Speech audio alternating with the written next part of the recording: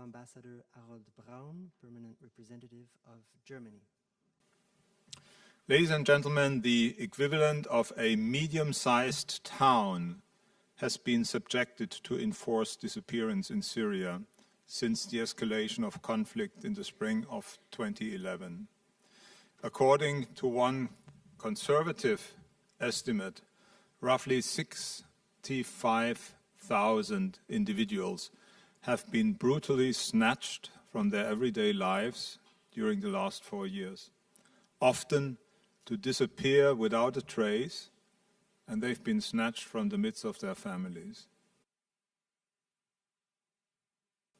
And while today the perpetrators of such crimes are protected by a regime that has institutionalized systematic human rights abuses against its own population, they must and they will eventually be held accountable for their actions.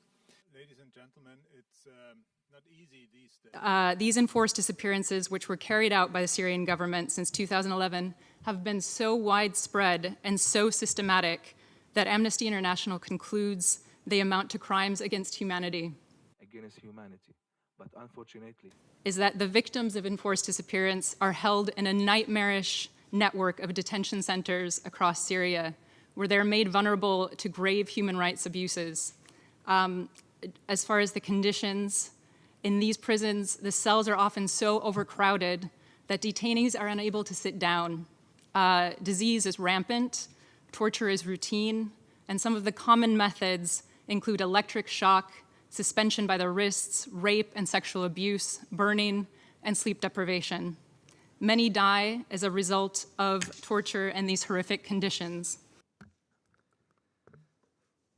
Family members are left with few and dangerous options to find their loved ones, and those who try to inquire with or approach a branch to find out where their loved one is have been penalized by being arrested or disappeared.